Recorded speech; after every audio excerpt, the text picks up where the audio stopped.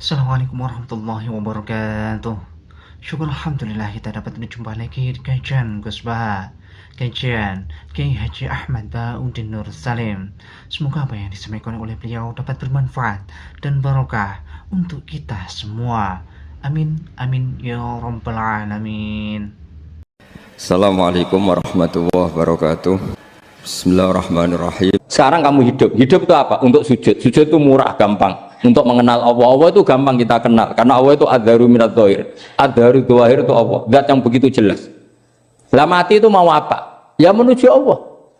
Hidup menyaksikan Allah, mati menyaksikan Allah. Itu nyaman. Yang menjadi tidak nyaman karena kamu salah bikin status. Hidup untuk menggapai cita-cita, untuk sukses. Tak wong komunis yo muni ngono, lonte yo muni ngono, copet yo muni ngono. Rumah samu sing men bahagia aku ya itu. Rumah samu sing men duwe akeh ku itu. Coba copet kamu tanya, kenapa kamu nyopet? Ingin punya uang banyak. Aku saya kiai tak kok sering dakwah kena opo? Repot to. Ngajape ngono maksudnya. Tapi nak jawab dakwah nyebarno Islam, aku ora dibayar apa-apa. Waras berarti. Sampean sing melarat, ya cita-cita wae duwe dhuwit sing dadekno gampang salat. Lah nek sampean wis betah melarat, tapi kula melarat lah salat teng mriki lancar ya alhamdulillah. Jadi kan gak masalah kan gak ada akibat apa. Tapi ki aja mikir ngono, gara-gara melarat temu tuk turunan iso wae anak sing buruh. Sebenarnya ngalami hal yang tidak kamu alami. Lho kan mungkin saja saking kowe melarat terus anak sampean buruh di Jakarta sing roh sapa? Buruh ning wong sing ora salat. Aja kok mentang-mentang kowe saiki gak ngalami, gak mikir anak lha iku termasuk harus kamu pikirkan juga. Niki syariat. Kowe kudu mikir apa wal yakhsal ladzina law taraku min khalfihim napa dzurriatan diafan khaufu alaihim, tetep kudu mbok pikir. Mulane ketikane Kanjeng Nabi beja-bejane wong iku sing duwe dhuwit utawa pangkat sing yutahassanu bihi min dini, sing iso nggo bentengi napa agama. Lah anak kowe nglakoni ngono demi anak iku tidak ngurangi zuhud. Bahkan kok Nabi Khidir dadi panitiane anake sampeyan. Iku sing diceritakno teng Ashabul Kahfi ketika ana cah cilik anake wong soleh. Abahe kabundut. Abahe sempat nyimpen emas batangan, keleng-eleng gene. Dadi dhisik ana wong soleh mati nyimpen emas apa? Batangan ora. Mboten niki emas batangan ora, Mas. Disimpen teng tembok. Suatu saat tembok ini badhe rubuh. Konsekuensine nak rubuh mas batangane konangan. Nak konangan dipek wong dolim. Lha ape rubuh ditata Nabi sinten? Khidir. Nabi Musa protes, wong karuan tembok ape rubuh kok mbok tata, padahal penduduk kene iku wonge nakal-nakal. Terus jawab Nabi Khidir seperti wa amal jidaru fakana lihulamaini napa yatimaini fil madinati wa kana tahtahu kanzul lahuma wa kana abuhuma solihah. Jadi fatwa-fatwa zuhud sing berlebihan wong ra oleh nabung ngomong kosong, tak jamin itu ditentang oleh ulama-ulama syariat.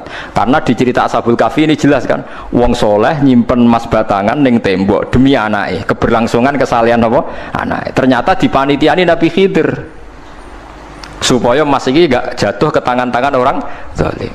Toh orang ini ketika nyimpen tetap disifati Allah wa kana abuhuma solihah. Iku nak nunjukno nak wong soleh nabung iku gak ngurangi kesalehan. Tapi rasa mbok mafhum mukhalafah nak ora nabung ora soleh. Innalillahi wa inna ilaihi raji'un. Ora usah ngono, ora usah mbok jero-jero. Pokoke intine iku ana ayat wong soleh nabung iku gak ngurangi kesolehan. Wa kana abuhuma solihah. Saiki wong do ora ngalim, sing fatwa zuhud berlebihan nganti wong sawangane duwe dhuwit dosa. Padahal mau dukung awake dhewe, paham nggih sing fatwa iku dukung napa? Awake dhewe. Keliru, pokoke barang gak berlebihan keliru. Lah sing seneng donya berlebihan. Nganti miliaran ku gak jelas hitungane.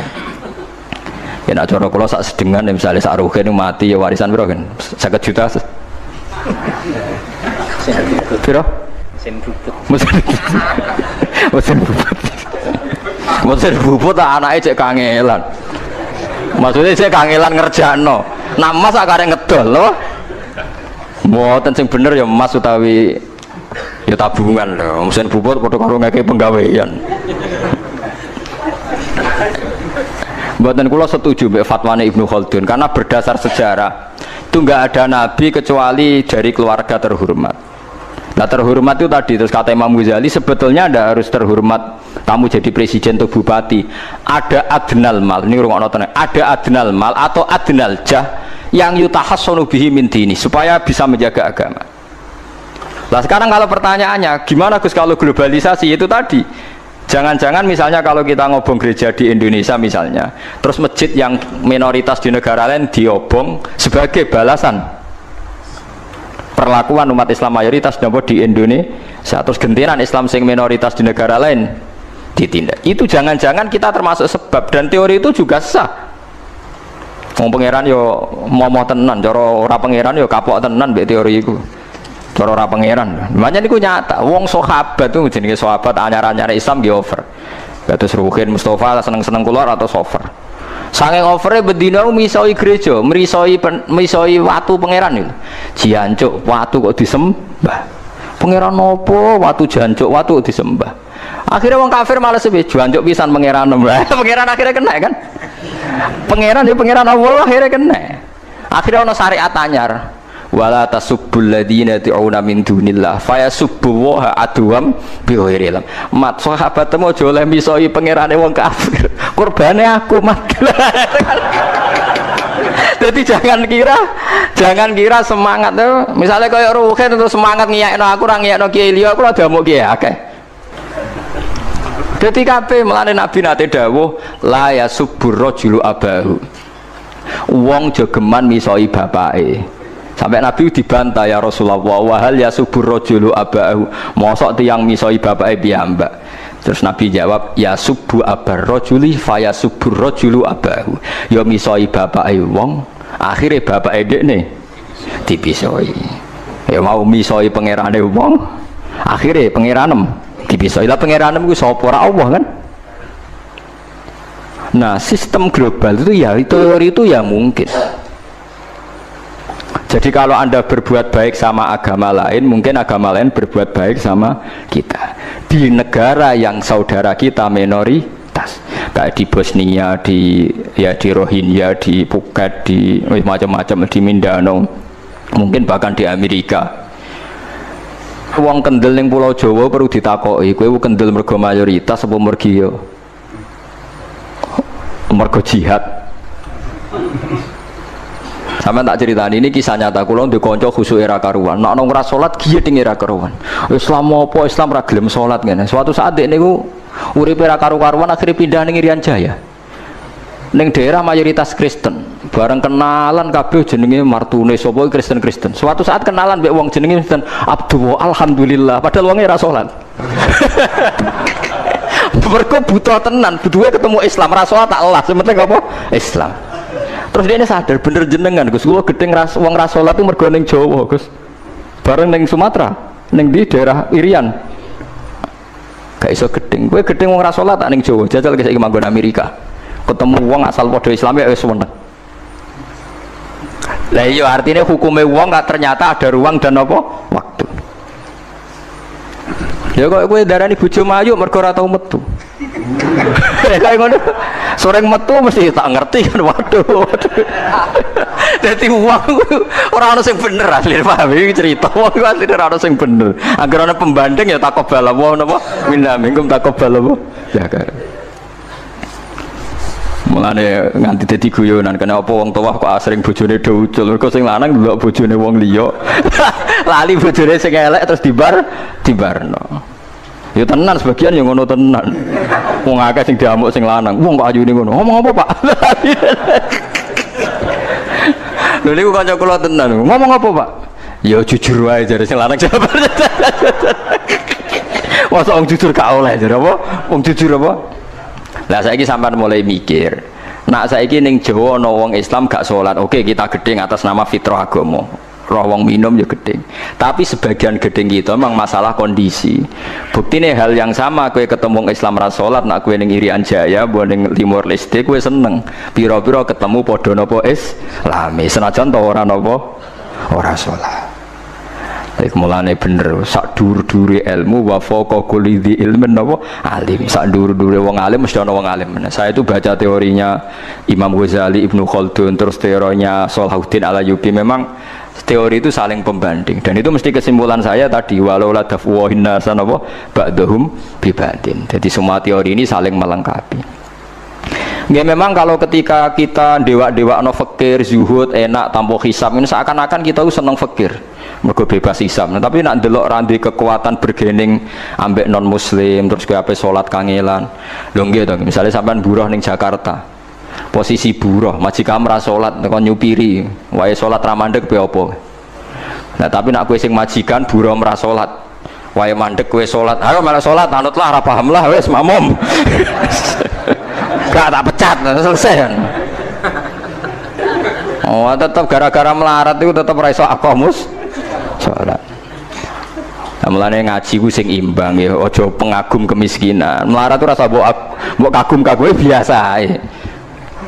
Tapi aja mbok gedhingi dosa kowe kuwalat wong melarat ku napa? Gedhe wong melarat apa? Dosa.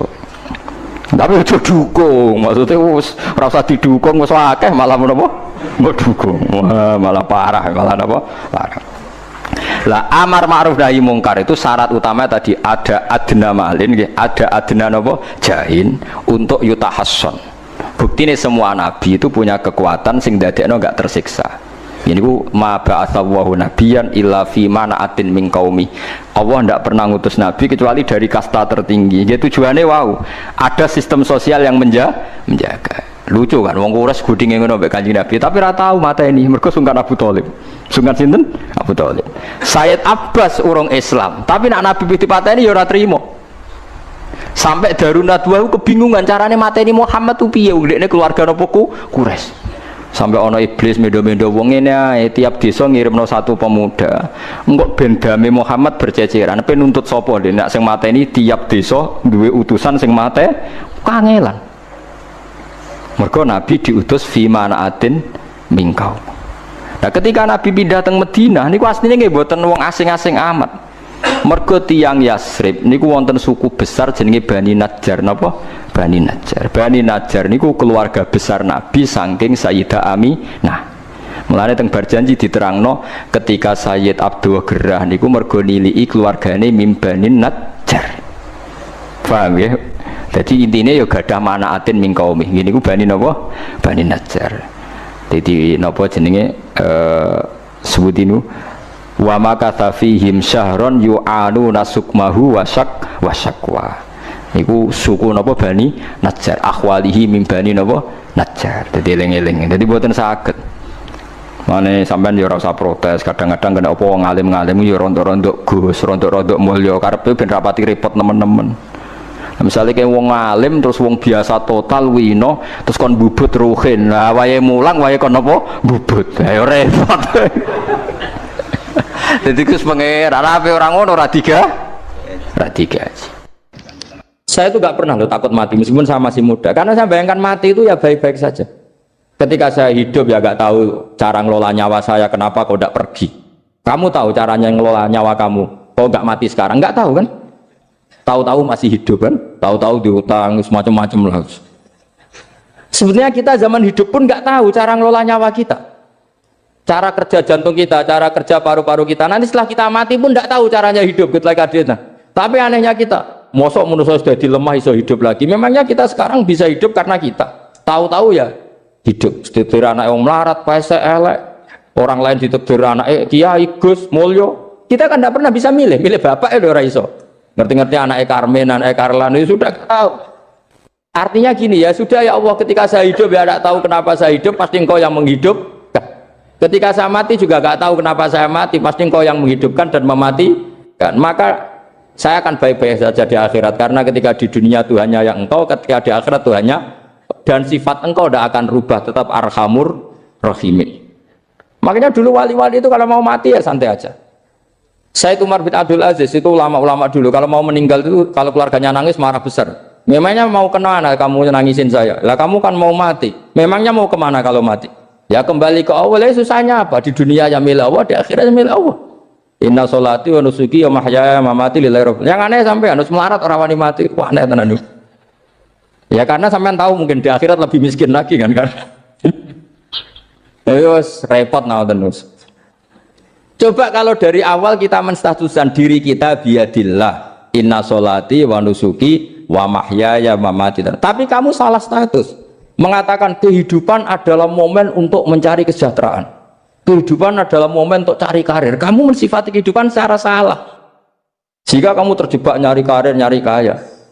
Coba kalau kamu pakai mazhabnya Sufi, kehidupan adalah pemberian dari Allah untuk kembali kepada Allah.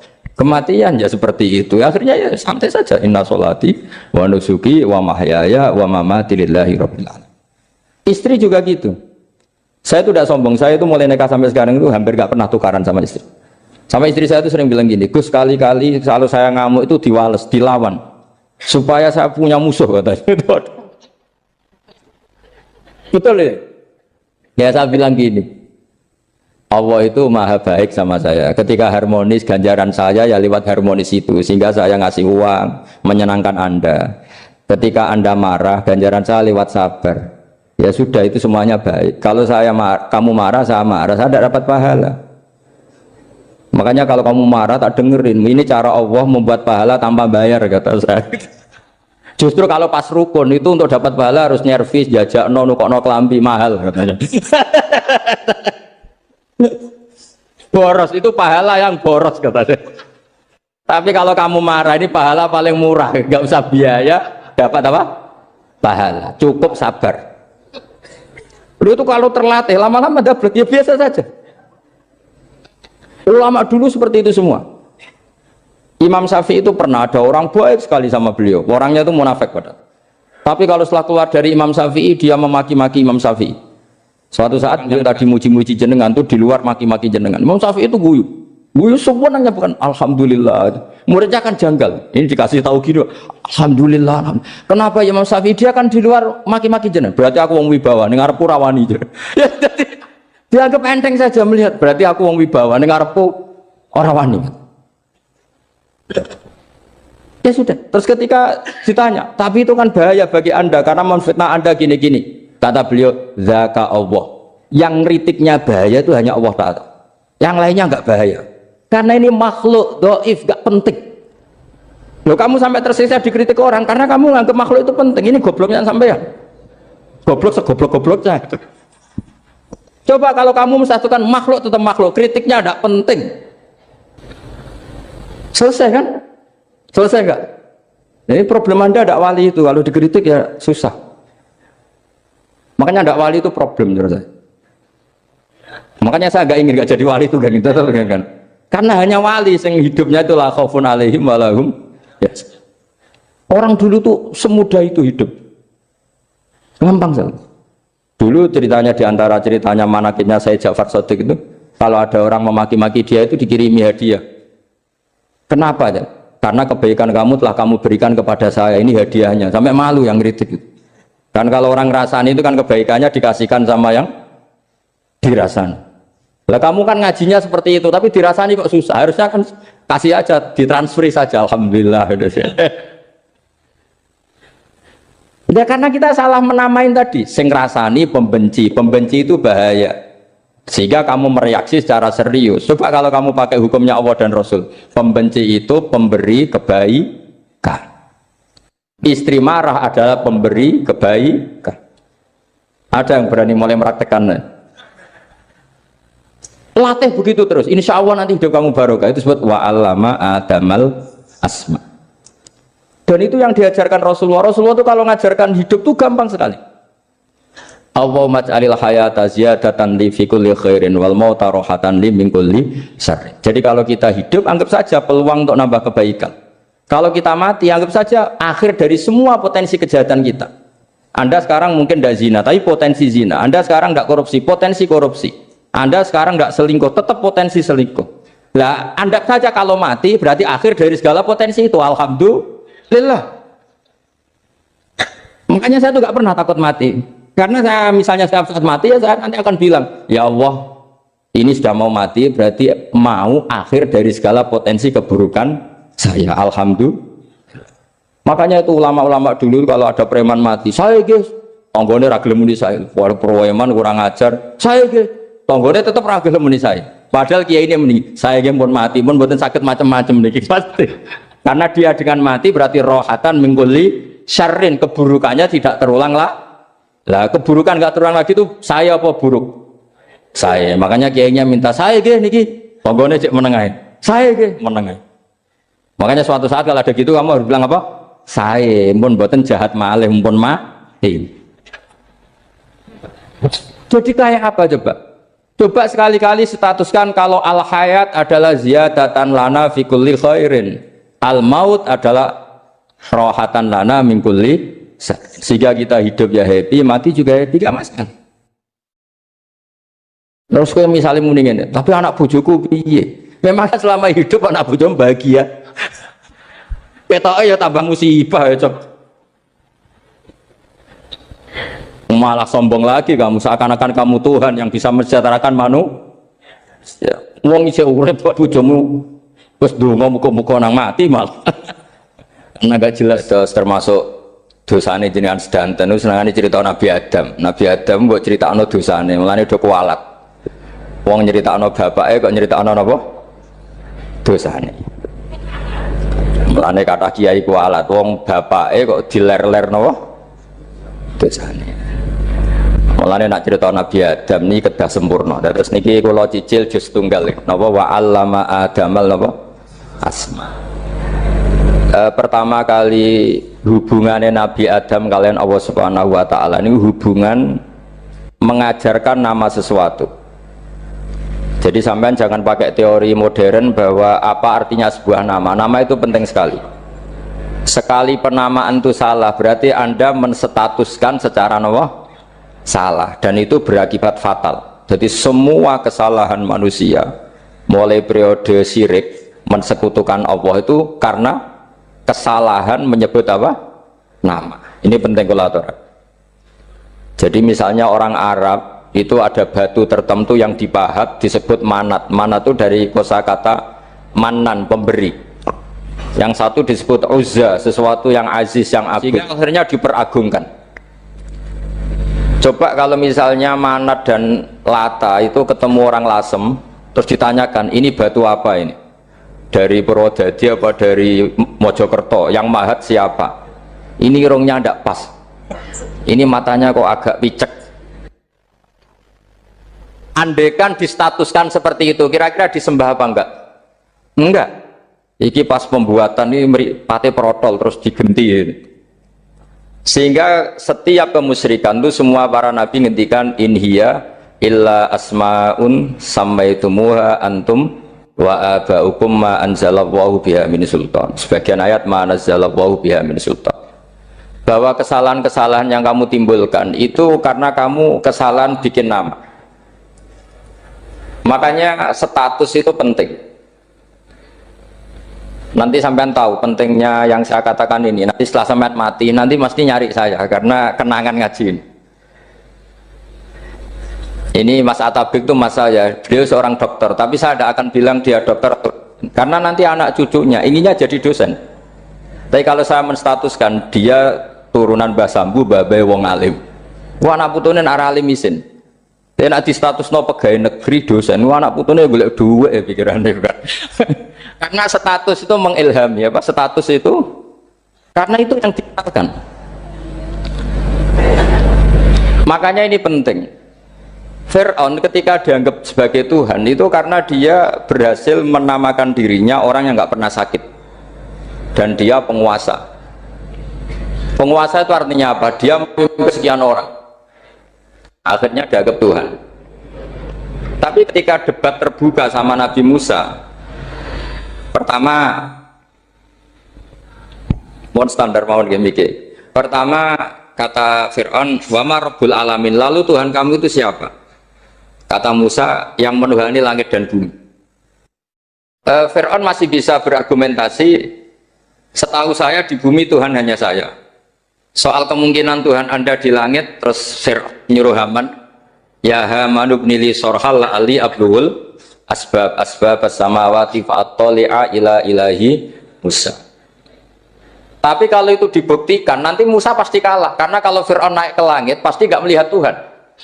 Wong yang Nabi saja gak melihat, apalagi Fir'aun. Pasti dia bilang gak ada.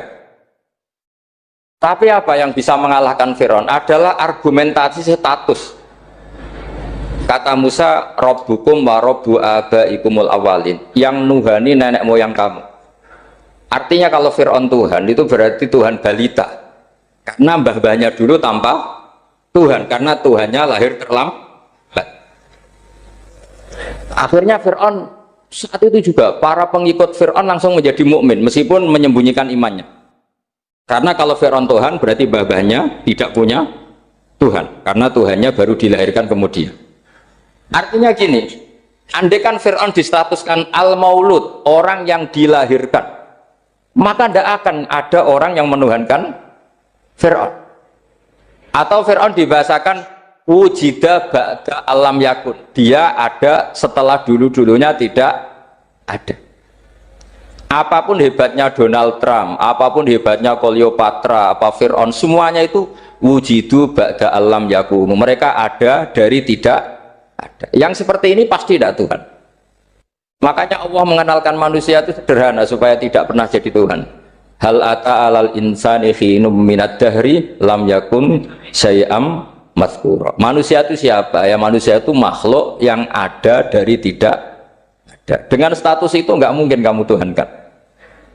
Ini penting saya utarakan. Jadi buah gerakan Allah itu pasti dimulai salah penamaan.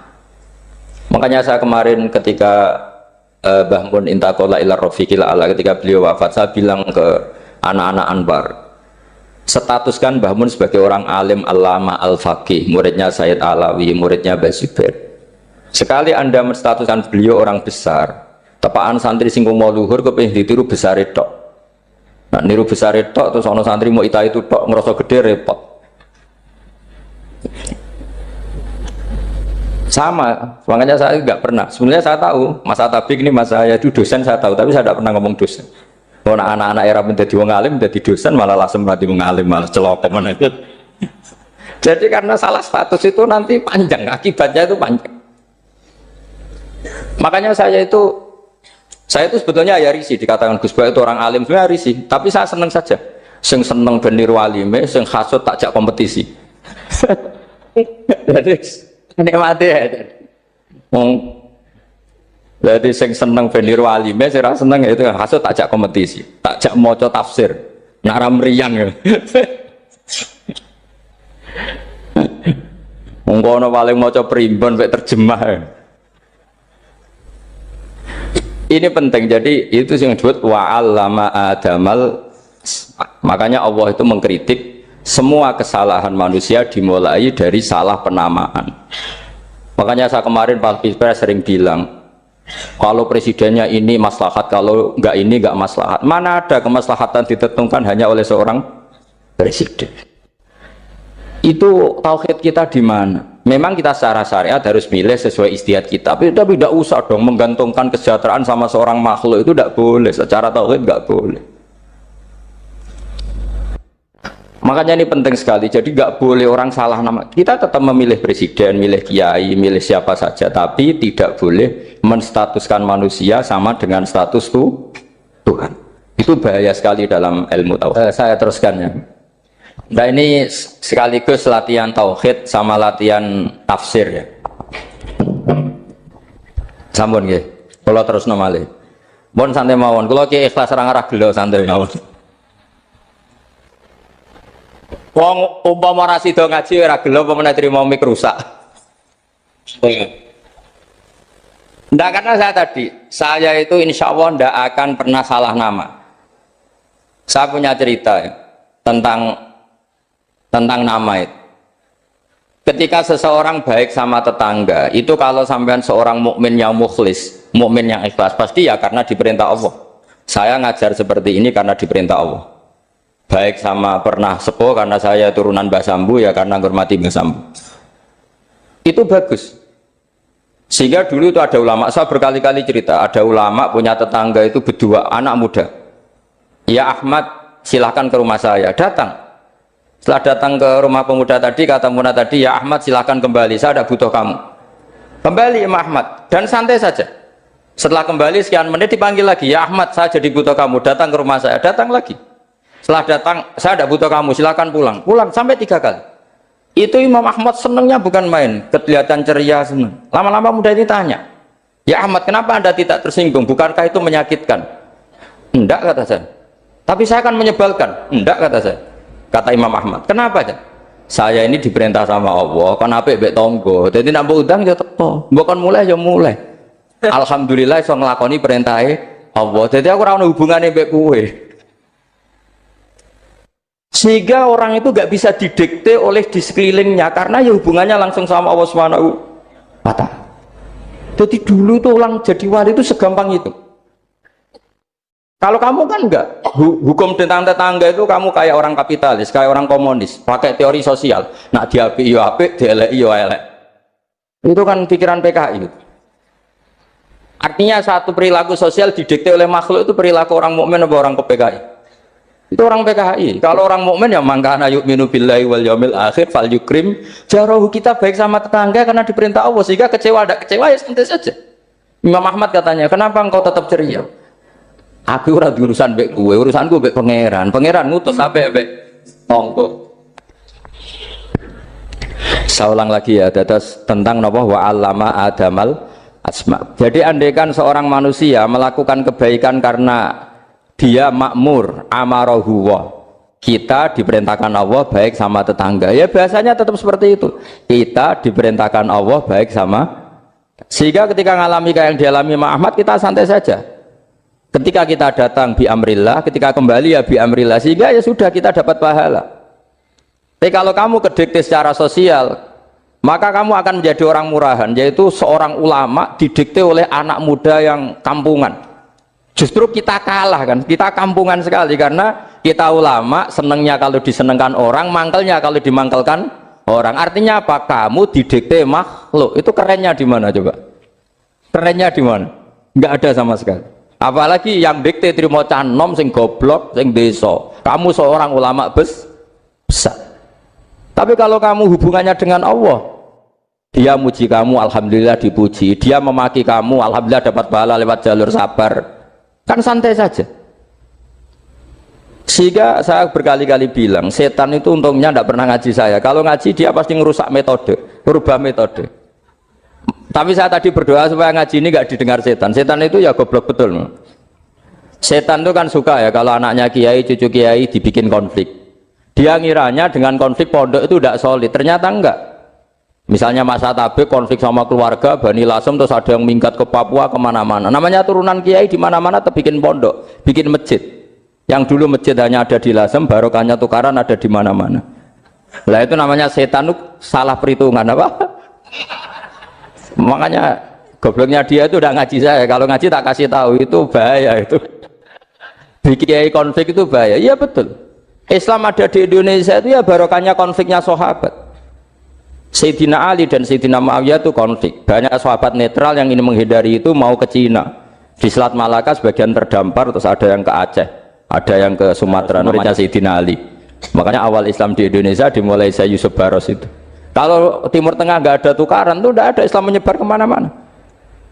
Nah setan ngiranya kalau sahabat tukaran itu nanti kacau. Ternyata enggak, malah Islam menyebar kemana-mana, barokahnya tukaran. Dulu Solo karena konflik ya banyak ulama yang ke Lasem kemana-mana gara-gara Solo gak kondusif. Akhirnya kayaknya keduman basambu, keduman macam-macam. Sedangkan mawon kiai tukaran terus betul apa-apa. Yang penting ora bacok-bacokan, rasan-santetan wis.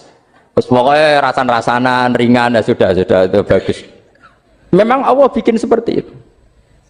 Tidak apa-apa. Kata Allah wala yazaluna mukhtalifina illa man rahima rabbuk. Kata Allah walidzalika khalaqahum. Ikhtilaf itu barokahnya Masya Allah. Kalau saya setuju pendapatnya Mas Atabek, saya jadi dosen. Nanti yang ngaji tafsir siapa? Tapi kalau dia setuju saya, dia jadi ahli tafsir, yang jadi PNS siapa? Ya sudah, barokahnya khilaf. Dia jadi PNS ya dapat gaji, tapi gaji itu bisa dihitung. Kalau naik harus tambah prestasi. Kalau saya kiai min haitsu la yahtasib, pasti cepat kaya saya. Karena rezekinya kiai itu tanpa batas. Makanya haji saya itu plus. Saya itu tidak kaya, tapi haji saya haji plus. Masa tapi paling reguler. Karena rezekinya kiai itu min haitsu la yahtasib. Makanya saya pernah disoal sama teman-teman dosen di UI. Bapak kok berani pulang ke Rembang? Kiai itu kan rezekinya agak jelas. Kata saya justru agak jelas itu bagus. Kalau sampean kan konsisten segitu nilainya, kalau saya enggak kata saya. Jadi tak nikmati saja. Karena saya hamba Allah, bukan hamba negara. Kalau hamba Allah ya gaji Allah, kalau hamba negara ya negara itu negara sama Allah kayak mana? Allah ya sudah pinter berarti sudah. Jadi jangan pernah kita ini salah nama. Kalau salah nama itu bisa panjang. Makanya ada wali itu kalau dongo itu rontok kriminal, tapi malah pangeran seneng. Sampai dalam riwayat itu innahu yudhikuni al yauma salasa marat. Wali itu bisa menertawakan saya 3 kali. Itu kata Allah. Itu kalau dongo itu agak kriminal, tapi mesti mustajab. Tapi kalau kamu niru sudah tidak mustajab karena ini KW, copy paste. Itu kalau dia datang ke Raudhah itu bilang gini wali tadi, ya Allah, saya ingin jadi orang baik. Jika engkau turuti doa saya, maka surra habibuk, kekasihmu ini menjadi senang. Tapi jika saya jadi orang jelek, surra aduwuk, yang senang itu iblis. Sekarang milih mana jenengan, menyenangkan kekasih kamu atau menyenangkan musuh kamu? Itu cuma riwayat. Terus kata Allah bilang ke Nabi Muhammad, karena wali kan ada alam roh, wis kandhani wis mustajab, coba lain itu baik gue. Segampang itu wali punya hubungan. Saya ulang lagi ya, tapi jangan ditiru. Karena kamu tidak wali, nanti setelah wali niru gak apa-apa. Ya Allah, saya ini ingin jadi orang baik. Kalau saya jadi orang baik, maka surra habibuk, kekasihmu menjadi senang. Kalau saya jadi orang buruk, surra aduwuk, musuh kamu menjadi senang. Tinggal engkau lah sekarang sebagai Tuhan, senang menyenangkan kekasih kamu, menyenangkan musuh kamu. Ya tentu Allah pilihannya kan senang menyenangkan kekasihnya. Terus kata Allah sudah sampai situ aja doanya, jangan panjang-panjang, baca-baca malah repot. Semudah itu mereka hubungan dengan Allah Subhanahu wa taala karena mereka tidak pernah salah nama. Kalau kita kan tidak. Kita tidak mesti walinya, tidak mesti istiqomahnya, kiai saja karena diangkat MUI, bukan karena kiai betul, atau diangkat di struktur kepengurusan NU. Terus doa pakai namanya sendiri, ya Allah, saya ini ngitmai agama sudah lama, mbok ya saya ini jadi gini-gini. Status kamu itu belum ada di arsy. Ini penting saya utarakan. Jadi nama status itu penting sekali. Sehingga semua kesalahan saya ulang lagi itu karena status. Ini penting saya utarakan karena sekarang itu banyak nama itu disepelekan. Saya itu sering sinau kamus. Jadi saya termasuk menekuni tafsir itu diantaranya menekuni kamus. Saya punya kamus banyak. Mulai yang dikarang orang setengah kafir, munjid itu kan kafir tapi setengah. Karena timnya banyak yang muslim juga. Ada yang virus abadi, macam-macam. Yang saya kenang dari kamus, di antara kamus yang saya kenang tentu miliknya Said Zabidi, kamus Mukhid itu. Ada kamus milik saya namanya Mukhtarus Sikhah. Itu dikarang oleh orang alim. Itu bilang begini, sama tak bedai sekarang. Lafat ilah itu maknanya apa? Tuhan kan? Tasniahnya apa? Dia bilang isim ini tidak punya tasniah. Dia bilang ilah, normalnya tasniahnya ilahani, jam'anya taksir alihah. Tapi kata dia nggak boleh, lughat seperti itu nggak boleh, karena kullusmin harus yadullu ala aini musammahu. Ilah itu nama tunggal untuk Allah, sehingga karena Allah itu tunggal nggak boleh ada tasniahnya ilahani. Karena kalau ilahani berarti kamu nerjemah apa? Dua Tuhan. Berarti kamu nganggap ada Zaidun. Ketika Zaid dua kamu bilang Zaidani. Kalau banyak kan nggak pernah ada Tuhan dua atau tiga. Makanya kata pengarangnya itu Abu Bakar Ar-Razi itu kata beliau, wahadal ismu la musanna lahu wala jam'ah wa innama jama'uhu wa sannauhu katanya. Isim ini tidak punya tasnya, tidak punya jamak. Tapi kalau orang-orang katanya, orang-orang itu bilang ini ada jamaknya, ada tasniahnya. Ini penting sekali. Karena kesalahan itu nggak ada. Cara teori Quran itu kesalahan itu nggak ada. Yang ada adalah orang salah. Beda loh ya. Tak wari dadi wong pinter. Makanya ini sampai subuh. Tak wari dadi wong pinter. Saya ulang lagi ya. Kesalahan itu nggak ada. Yang ada itu orang salah. Pernah ada nggak 1 tambah 1 15? Nggak ada kan? Tapi kalau orang salah bilang 15, ada. Pernah nggak putih ini hakikatnya hitam? Nggak pernah kan? Tapi kalau orang salah, misalnya Rabun bilang ini hitam, ada. Sehingga ini penting, ini dalam teori ilmu mantek. Setiap Allah menyalahkan mereka, itu kata Allah, yaqulu nabi afwahihim, mereka itu melafatkan dengan mulut mereka. bahwa Tuhan itu tiga misalnya, bahwa Lata Hubal itu Tuhan, itu kalimat yang keluar dari mulut mereka tapi tidak menunjuk hakikat. Makanya kata Allah kaburas kalimatan takhruju min afwahihim, sungguh kalimat itu kalimat kriminal betul yang keluar dari lisan mereka. Karena apa? Normalnya kalimat itu tadullu ala musammahu atau musammaha. Yang namanya kalimat misalnya putih yang menunjuk putih, hitam menunjuk hitam. Nah, kalau Allah, Tuhan kok ditunjukkan ke batu, itu kan kacau. Tuhan kamu siapa? Hubal, itu batu apa Tuhan? Batu. Tuhan kamu siapa? Yesus. Yesus itu manusia apa Tuhan? Manusia. Makanya kata Allah kaburos kalimatan takhruju min, mesti tulisannya iyaquluna illa kadiba. Ini penting saya utarakan. Jadi makanya kesalahan itu tidak ada, yang ada itu orang salah. Makanya kata Allah ja'al haqqu wa zahaqal batil. Kalau ada hak pasti batil itu hilang. Tapi orang yang meyakini kebatilan banyak, tapi kebatilan itu tidak ada. Pernah ada enggak 1 tambah 1 15? Enggak pernah ada kan? Tapi kalau orang bilang itu ada. Ini penting saya utarakan. Makanya kamu jangan janggal. Kata Allah ja'al haqqu wa zahaqal batil. Ternyata sekarang kebatilan ada di mana-mana. Barang batil itu enggak pernah ada. Yang ada pelakunya. Misalnya nyon saya misalnya gini. Zina itu mengenakkan apa enggak? Kata orang yang ahli nafsu mengenakkan, tapi hakikatnya tidak pernah mengenakkan. Sekarang tanyakan yang pernah melakukan itu, yang terhantui dosa oleh itu, hakikatnya menyakitkan apa mengenakkan? Menyakitkan. Tapi yang bilang mengenakkan ada, tapi hakikatnya tetap menyakitkan. Nah, semua kesalahan manusia itu dimulai cara membahasakan. Mengambil uang negara korupsi itu kata yang baru keturutan nafsu nih. Enak punya uang banyak, mengenakkan. Tapi kata yang sudah ketangkep menyakitkan.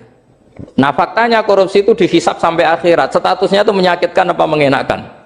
Menyakitkan. Andai kan orang menstatuskan korupsi menyakitkan, maka akan menjauhi korupsi. Makanya semua kesalahan itu dimulai dari salah memberi nama. Ini penting saya utarakan supaya kamu kalau menafsirkan Quran itu nanti terus benar. Makanya setiap kesalahan kata Allah apa? Kaburas kalimatan takhruju min afwai. Nah, kalau kalimat itu nyata kata Allah kalimatu haqqin aliyana nahya wa aliyana mut wa aliyana nubas. Atau katanya istilah pangeran dzalika bi anna wal haqqu anama yatuna min dunihi wal batil. Nanti terus urut, sampean baca Quran nanti bisa kayak saya, urut, konsisten. Yaitu tadi.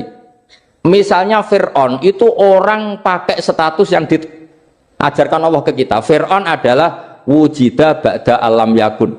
Fir'aun adalah makhluk yang sekarang ada tapi dulu-dulunya tidak ada. Padahal sebelum ada Fir'aun sudah ada bumi, ada langit, ada matahari. Sebelum ada Yesus, ada Isa, sudah ada bumi, ada matahari. Artinya apa? Zaman langit bumi ada, penyebabnya Isa apa enggak? Enggak kan? Karena dia ada setelah adanya langit dan bumi. Fir'aun juga gitu, Yesus juga gitu, semuanya begitu. Makanya Allah mengajari kita apa? Hal ata alal insani hinum minad dahri lam yakun syai'am madhkura. Katakan manusia itu siapa? Manusia adalah makhluk wujud yang dulu tidak ada. Sekarang banyak enggak orang yang sudah kaya sebelum Pak Jokowi jadi presiden, sebelum Pak SBY jadi presiden, sebelum Pak Karno jadi presiden? Banyak enggak yang sudah kaya sebelum? Banyak kan? Artinya yang mengkayakan itu presiden Pak Allah. Allah. Sekarang kamu miskin, kamu nggak bisa nyalahkan Pak Jokowi. Sebelum Pak Jokowi presiden kamu sudah miskin. Ya, artinya yang memiskinkan itu presiden apa takdir? Takdir. Makanya wa anna ila rabbikal muntaha wa annahu adhaka wa abka wa annahu amata wa ahya wa annahu khalaqaz zawjaini dzakara wal unsa. Jadi kita miskin ya karena kehendak Allah, kita kaya kan semua itu karena Allah. Tapi kita terjebak hukum modern. Nak presiden iki sejahtera, anak iki ora. Ya mungkin secara bahasa syariat mungkin ada benarnya, tapi kita ini kan dilatih ilmu hakikat. Tak ulang malam 13 Dzulhijjah masuk ilmu cek syariat tok. Kok gak pinter-pinter banget cek gobloke kan gitu. Kenapa nama itu penting? Begini. Alam yang dipakai Quran, alam itu nama ya, alam mangkul. Semua alam. Bahkan nanti subuh tak jamin pinter nih. Tapi saya tetap mau setengah jam. Karena saya tahu sampai subuh pun kira-kira ya tidak pinter, jadi ya setengah jam. Jadi nanti kalau kamu ditanya, kenapa tidak pinter? Mari Gus Bak mulangnya mau setengah jam. Punya alasan. Kalau sampai subuh kok gak pinter kan, goblok banget nganti subuh orang pinter kan. Ya nak orang-orang bilang gitu. Lah anak sing ngomongin, oh mesti salah metode, gurune yang salah. Diulang orang pinter-pinter mesti salah sing mulang gitu. Malah repot lagi nanti. Saya beri satu teori bahwa nama itu penting. Rasulullah itu pernah guyon gini, ini guyon betul ada di hadis Sahih, ada di juz 3 di kitab Bukhari. Allah itu kalau ingin bully, Allah itu suka bully, suka goda orang. Kalau ingin bully orang kafir itu menamakan kekasihnya namanya Muhammad. Makanya Nabi pernah guyon. Ala ta'jabuna kaifa yasrifu wa anni syatma quraisin wa la'nahu. Kenapa Anda nggak pernah berpikir bahwa Allah begitu mencintai saya sampai bikin nama untuk saya itu nama yang membingungkan semua orang kafir? Karena kalau Abu Jahal nyari Muhammad mana itu, kalau kamu tahu bahasa Arab berarti artinya kan orang terpuji mana. Padahal Abu Jahal itu menghindari kata orang terpuji.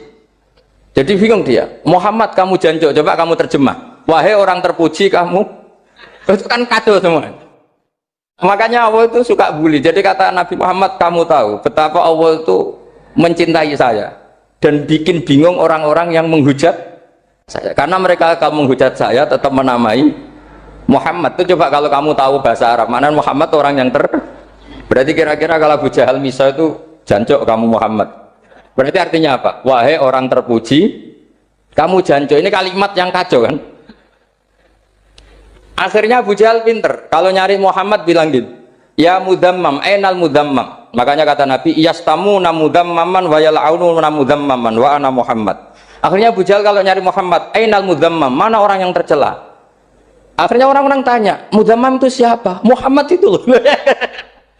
Akhirnya dia keinget lagi. Ya Muhammad itu loh.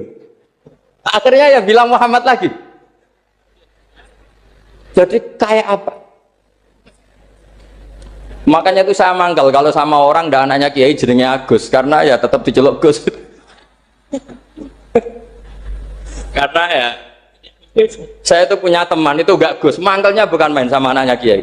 Dia punya cita-cita anaknya nanti dinamai hanya Agus saja, supaya semuanya manggil.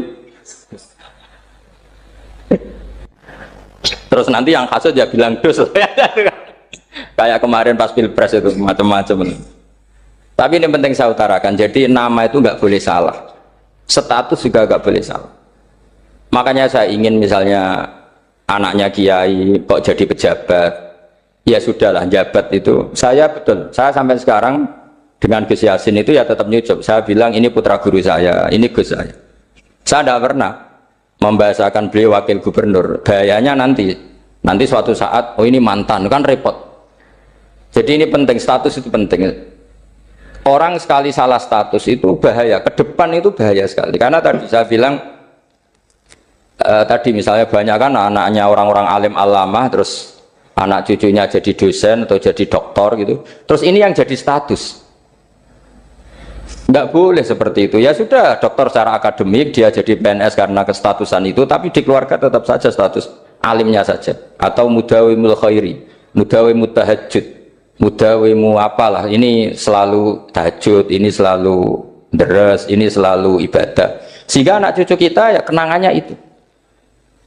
Anak-anak saya meskipun kecil itu jamaah terus, karena ya saya selalu jamaah. Dan saya melihat kalau anak saya tanya, Pak, kenapa Bapak sholat terus? Ya saya bilang, sepantasnya jadi manusia sujud, cuma selama melok dudunya melok nganggo pangeran dibayari ya ora gelem. Kata saya gitu, wong nganggo wong ya bayar, lagi nganggo bumine pangeran ra bayar wis anggap bae sujud itu bayar, kata saya gitu. Sehingga merasa sujud itu satu identitas. Ini penting saya utarakan karena tadi saya betul-betul mengenang istilah Allah wa 'allama adamal asma. Semua kesalahan itu kata para nabi inhiya illa asma'un samaitumuha antum ba'atau. Kita membahasakan misalnya Presiden Amerika orang terkuat di dunia. Bagaimana mungkin orang terkuat kemudian gak mangan sedino lemes? Hebatnya ning ndi? Iku nak pas mules weteng ya agak ngising ya lemes. Hebatnya apa? Makanya Allah ketika menerangkan Isa itu tidak Tuhan, itu Allah sederhana cara ngendikan. Karena yakulani to amal masih ibnu Maryam illa rasul qad khalas min qablihir rusul wa ummuhu siddiqah kana yakulani to'a. Artinya kalau Isa itu tidak mangan ya lemes. Nak keluarkan ya kudu ngising. Lah terus mbok sembah itu terus piye? Jadi gak kebayang seorang Tuhan kemudian kalau gak makan tuh lemes. Berarti statusnya Isa apa? Orang yang lemes kalau tidak makan. Terus kamu Tuhan kak? Aneh gak? Aneh. Jadi andaikan manusia dengan status yang diterapkan Allah, yang distatuskan Allah, itu pasti tidak ada yang salah. Karena yakulanit, ini saya cicil juz 1, wa allama adamal asma. Makanya kata Rasulullah, Allah tak jabuna kaifa yusrifu wa anisat ma quraisin wa dzamma. Ini penting, nama itu penting. Karena sekali nama ini salah, coba misalnya orang sepakat darani Fir'aun itu wujida ba'da alam yakun. Fir'aun itu ada yang dulu-dulunya tidak ada. Hal ata alal insani hinum minad dahri lam yakun syai'am mat. Coba kalau kamu melihat sekarang kamu hidup itu apa? Untuk sujud. Sujud itu murah, gampang. Untuk mengenal Allah. Allah itu gampang kita kenal. Karena Allah itu adharu minad dhahir. Adharu dhahir itu Allah. Zat yang begitu jelas. Lah mati itu mau apa? Ya menuju Allah. Hidup menyaksikan Allah, mati menyaksikan Allah. Itu nyaman. Yang menjadi tidak nyaman karena kamu salah bikin status. Hidup untuk menggapai cita-cita, untuk sukses. Wong komunis yo muni ngono, lonte yo muni ngono, copet yo muni ngono. Rumah samu sing men bahagia aku kiai tok. Rumah samu sing men duwe akeh kiai tok. Coba copet kamu tanya, kenapa kamu nyopet? Ingin punya uang banyak. Aku kiai tak kok sering dakwah kena opo? Repot to. Ngajape ngono maksudnya. Tapi nak jawab dakwah nyebarno Islam, aku ora dibayar apa-apa. Waras berarti, napa? Ini penting saya utarakan, makanya saya itu mau ngajar itu diantara itu. Al ismu yadullu ala musamma. Maka itu hebatnya Quran. Quran itu ketika menjamakkan kata ilah itu diulang. Qul law kana ma'ahu alihatun kama yaqulun, kata Allah. Karena lafaz ilah itu tidak boleh dijamakkan. Itu jamak kriminal.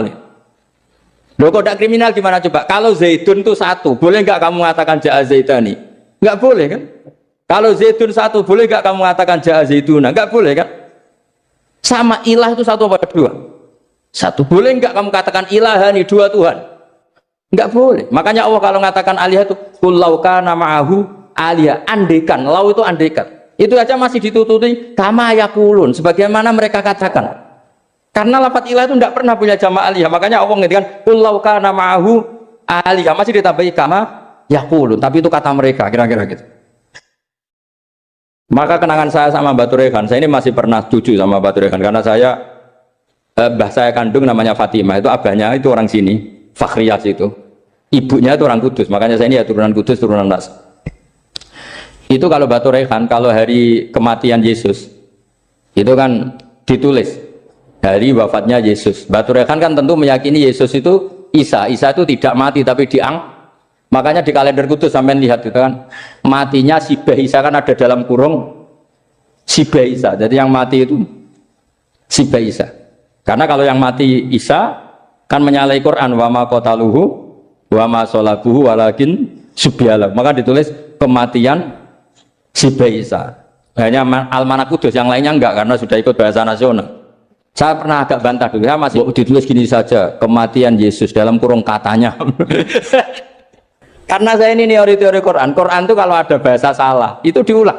Qul law kana ma'ahu alihatun kama yaqul. Karena enggak benar, jamak alihah itu enggak benar. Bagaimana mungkin sesuatu yang satu dijamakkan?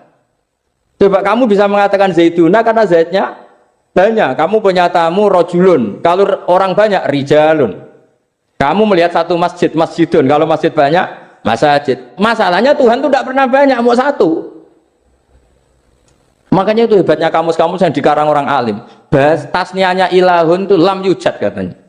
Tapi wajaduhu wasamauhu. Tasniah ini enggak ada secara hakikat, tapi mereka ada yang menjamakkan, yaitu mereka-mereka yang salah. Makanya tadi dalam ilmu mantek, kesalahan itu tidak pernah ada, yang ada adalah orang yang salah. Jadi kesalahan itu tidak pernah ada, yang ada adalah orang yang satu tambah satu pasti dua, nggak mungkin empat nggak ada, lima nggak ada, tapi orang jawab salah banyak. Nah itu namanya ilmu, ya makanya yang namanya ismu itu mesti ya dulu ala musamma. Andai kan orang mengatakan Lata Uzza, ini batu yang dipahat oleh si A. Dulu pesennya di Muntilan, batunya dari Mojokerto. Dulu pas bikin tangannya protol terus di semen, di lakban. Bisa nggak jadi Tuhan kalau dengan status seperti itu? Fir'aun misalnya, dulu nggak ada, lahir ngompolan, tahu retoreten, ciliknya malah tahu tipes. Terus tua-tua jadi pangeran, aneh nggak tuh? Saya tidak bosan-bosan cerita ini karena ini khazanah kita. Di kitab Nailul Ma'mul itu, di kitab Usul Fikih, saya berkali-kali cerita ini karena ini untuk menunjukkan bahwa Quran itu liqaumi ya'qilun, liqaumi yatafakkarun. Ada seorang kiai, seorang ustadz, kiai dulu itu emang orang soleh, alim terus jadi kiai. Kalau kiai sekarang tuh macam-macam, nganggur terus ingin jadi kiai, terus daftar gitu. Ada lowongan di yayasan, masuk ingin jadi ustadz karena dengar ada gajinya. Dulu tidak ada seperti itu, dah. Makanya dulu itu kalau ustadz kiai pasti soleh karena dia alim terus ingin orang lain tuh mendapat ilmunya. Kalau sekarang nggak ada yayasan sehat, guru gajinya sekian, yang nggak ingin jadi ustadz tuh daftar karena ada gaji. Apalagi ada kabar, ada gaji, ada mes, ada wah yang daftar banyak. Tapi mentalnya ada kiai sebetulnya. Ya kalau sama tanya itu baik dah Gus, ya setengah baik. Ya maksudnya setengah baik, ya ada baik ngajar itu kan baik. Tapi setengah saja karena motifnya itu nyari gaji, bukan ingin mencerdaskan umatnya Rasulullah SAW. Itu Imam Amudi itu guru matematika. Saya nggak bosan-bosan cerita ini. Guru matematika. Muridnya sampai takut, ini masuk surga ndak? Kiai kok tidak ngajarin istighosa atau tahlil, malah ngajarin apa? Matematika. Beliau meninggal terus muridnya tanya, "Ma fa'alallahu bik?" Kira-kira gitu. Apa yang dilakukan Allah? Allah nyambut Anda gimana? Gitu. Terus kata Imam Amudi, bagus saya disuruh ngajar malaikat. Karena malaikat kan tidak pernah kayak anak beki gini ngaji gini. Malaikat itu tidak pernah ngaji, dia iman saja karena tahu surga, tahu neraka terus iman gitu aja. Jadi imannya malaikat tuh nggak keren kita. Imannya loh ya. Loh itu yang ngendikan Nabi loh, tidak saya. Nabi pernah tanya sama sahabat, iman yang paling keren siapa? Jawabannya sahabat malaikat. Ya enggak, karuan malaikat iman. Dia yang tahu surga neraka, tahu segalanya, masa ada? Nah imannya pasti iman lah katanya. Terus ya para sahabat engkau iman ya wajar kan menangi saya, nemuin saya. Yang hebat itu orang-orang yang tidak melihat saya, tidak saya didik tapi tetap iman. Karena dididik akal, ya tadi dididik Quran, apa dididik Quran. Sama siapa? Teks bahasa Arabnya masang. Terus Imam Amudi kata Allah, suruh dia ngajarin para malaikat cara menemukan saya. Malaikat dikumpulin terus Imam Amudi disuruh ngajar. Sama singkat kata-katanya Allah di mimpi itu. Istadilla ala wahdaniyati. Di hadrati malaikati. Tolong ajarkan cara menemukan saya padahal Anda ini manusia yang tidak melihat saya. Anda di Jakarta kan melihatnya gedung-gedung. Paling jadi khayal terus nikmat lah. Anda ikut punya tapi ikut nikmati. Orang desa-desa kalau ke Jakarta itu pokrol. Wah di Jakarta itu gedungnya tinggi-tinggi. Tidak kayak kampung sini. Udah ikut punya ikut bangga. Di Jakarta orangnya cantik-cantik, tidak kayak orang sini. Padahal dia ya ada dapat orang cantik gitu. Jadi Allah tuh saking pinternya, miskin-miskin ya bisa berkhayal dan bahagia. Nah, itu alhamdulillah betul.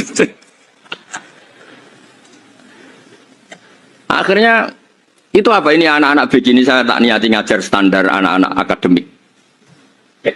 Terus pertama yang diajarkan hanya bilang gini, sama siapa teknya? Ya malaikat wahai para malaikat. Terus beliau bilang, nisbatus naini wassalasah ila mala nihayata lahu nisbatul far'i ilal asli. Angka itu jumlahnya berapapun 2, 3 sampai triliunan. Semuanya itu nisbatul far'i ilal asli. Binisbat ilal wahid nisbatul far'i ilal asli. Angka 2 ya cabangnya 1, 3 ya cabangnya 1, 1 triliun ya cabangnya 1. Tetap yang asal usul adalah angka 1. Itu nangis semua malaikat. Cara Jawa itu mandekman kue iman kaya imanku. Makanya imannya umatur Rasulullah SAW itu PD-nya yakinnya kayak imannya malaikat. Kalau Tuhan itu 1. Karena angka agak bisa dimulai kecuali dengan angka 1. Makanya nisbatus naini wassalasah ila mala nihayatalahu iku nisbatul far'i ilal asli. Semuanya itu nisbatnya cabang ke induk. Berarti semua alam raya ini tetap asal usulnya satu, yaitu qul huwallahu ahad. Nah, itu namanya akal. Umatnya Rasulullah itu ditinggali mukjizat akal lewat panduan Quran, sehingga meskipun kita tidak menangi Rasulullah, tidak menangi sahabat, kita tidak tahu malaikat Jibril, tapi cara iman kita ini tidak kalah keren. Yakin hakul, yakin. Terus kedua, gambar. Kamu gambar rumah, gambar hewan, gambar apa saja, mesti dimulai satu titik. Entah gambar kamu bagus, entah jelek, tetap dimulai satu titik. Sahabat beriman yang dirahmati Allah Subhanahu wa Ta'ala, Kiai Haji Ahmad Bahauddin Nur Salim, atau lebih dikenal sebagai Gus Bah, lahir 29 September 1970, merupakan penceramah yang berasal dari Rembang, Jawa Tengah. Beliau dikenal sebagai salah satu ulama ahli tafsir Al-Quran dan merupakan murid dari Kiai Haji Maimun Zubair. Gus Bah merupakan putra dari seorang ulama pakar Al-Quran dan juga pengasuh pondok pesantren Tahfidzul Quran, yaitu Kiai Haji Nur Salim Al-Hafidz dari Narukan, Teragan, Rembang.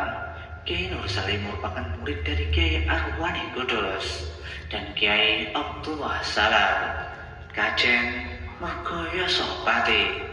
Nasabnya bersambung kepada para ulama besar. Bersama Kiai Haji Habib Zazuli, Gusmi, Gus Bah mulai gerakan Cantiko, jamaah anti koler, yang menyelenggarakan kajian Al-Quran secara keliling.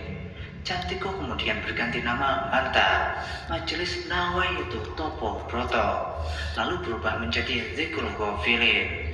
Kadang ketiganya disebut bersamaan, Cantiko, Manta, dan Zikrul Ghafilin. Dari silsilah keluarga ayah, Gus Bah merupakan generasi keempat ulama-ulama ahli Al-Quran. Sedangkan dari silsilah keluarga ibu, Gus Bah menjadi bagian dari keluarga besar ulama Lasem, dari Bani Mbah Abdul Rahman, Bai Syaiban, atau lebih dikenal dengan Mbah Sambu. Alhamdulillahirrabbilalamin, telah kita simak bersama kajian Gus Bah, Kiai Haji Ahmad Bahauddin Nur Salim. Semoga dapat bermanfaat dan berkah di dunia sampai akhirat. Demikian yang dapat kami sampaikan. Wassalamualaikum warahmatullahi wabarakatuh.